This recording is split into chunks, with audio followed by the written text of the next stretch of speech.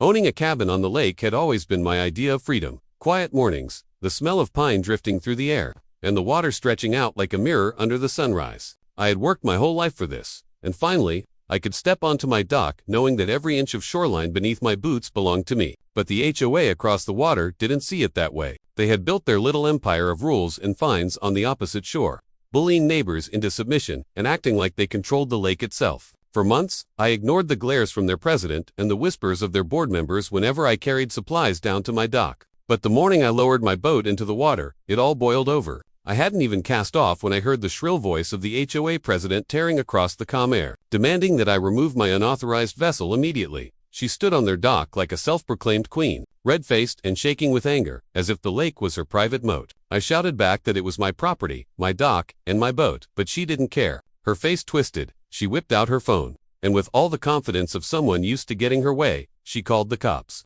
I just stood there on the deck of my boat, the morning sun on my back, watching her rage like a storm on the other side of the water. And I knew this wasn't going to end the way she thought it would. It didn't take long for the police cruiser to roll up near the lake access road, its lights flickering as two officers stepped out, looking more confused than concerned. They had probably expected a fight or some sort of real emergency, not a man standing calmly on his own dock with a boat tied to the cleats. The HOA president came rushing toward them like she had just summoned the cavalry, waving her arms dramatically and pointing at me as if she had caught a fugitive red-handed. "He's trespassing on our lake," she shrieked, her voice cracking with the force of her outrage. The officers exchanged a glance, clearly unimpressed, before one of them asked me to step onto the shore. I walked over slowly, holding back a grin, because I had been waiting for this moment. When the officer asked for proof of ownership, I pulled out a weathered leather folder I had kept ready for months, the land deed complete with riparian rights, signed and sealed. The officer flipped through the pages, nodded once, and handed it back to me with a polite, "You're good, sir."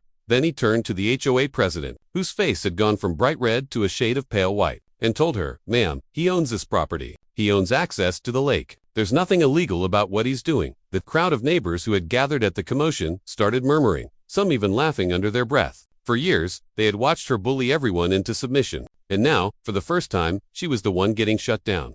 The HOA president wasn't ready to give up. She puffed up her chest, pointing her finger at me like some kind of self-appointed sheriff. "This lake belongs to the community," she barked, her voice trembling between anger and desperation. The officer, clearly done with her theatrics, calmly explained again that my deed specifically granted me full access to the lakefront, something her HOA charter couldn't override no matter how many fines or threats they tried to dish out. But instead of backing down, she snapped, "If he keeps that boat here, we'll tow it and lock the dock," she screeched, glaring at me with the kind of venom you usually only see in bad reality TV.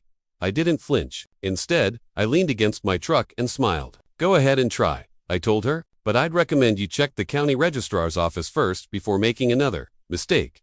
That's when the real twist dropped, because what she didn't know, what nobody in that crowd knew, was that my property rights extended far beyond my dock. The lake wasn't entirely under HOA jurisdiction like she loved to brag about. In fact, tucked deep inside the paperwork I had just shown the officers was a clause so old it predated the HOA itself. A clause that gave me exclusive rights to one of the few commercial use parcels on the lake. And that parcel just happened to be where the HOA is suppressius Marina, set the same marina they charged outrageous fees for, using it like their private gold mine. As I locked eyes with her, I could see the first flicker of doubt in her expression, like maybe for the first time in her career of bullying neighbors. She had just picked a fight she couldn't win. The HOA president's smug mask cracked right in front of everyone. Neighbors who had gathered around started whispering, some pulling out their phones, others smirking like they were finally watching Goliath stumble. She tried to laugh it off, waving her manicured hand like I was bluffing. "You don't own anything here but your little dock," she scoffed. But before I could even respond, one of the officers cleared his throat and said, "Ma'am, he's telling the truth. This deed predates your association's charter. If what he's saying about the parcel is correct, you might want to tread lightly." You could feel the tension shift. Instantly, like the entire crowd realized they had just witnessed the HOA lose its grip on the one thing they lorded over everyone. I calmly opened my truck bed, pulled out a thick manila folder, and held up a copy of the property survey, county seal stamped in blue. "This," I said, voice steady, "is the section of shoreline the HOA's marina sits on. And this," I continued, pointing to the highlighted boundary lines, "is my name on the deed." Gasps rippled through the crowd. The HOA president's face drained of color as her little empire started crumbling right there on the dock. She stammered something about legal challenges and community rights, but the officer cut her off cold. "Ma'am, If this deed is valid, then technically you've been charging residents to use his land. Boom. That single sentence hit harder than anything I could have said myself. The neighbors weren't whispering anymore, they were straight up laughing, shaking their heads, and turning their backs on her. And me, I just stood there with my arms crossed, letting the truth do all the heavy lifting. For once, the HOA wasn't in control.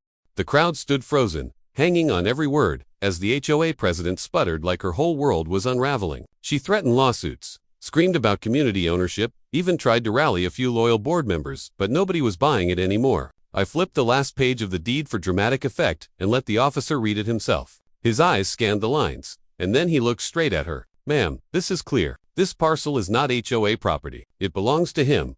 That was the nail in the coffin. The neighbors erupted, some clapping, some laughing, others filming what they knew was the moment the HOA finally lost control. The president, red-faced and trembling, stormed off, muttering about calling her attorney, but even her own board avoided her gaze. She wasn't the queen bee anymore, she was just another homeowner who had been caught playing dirty.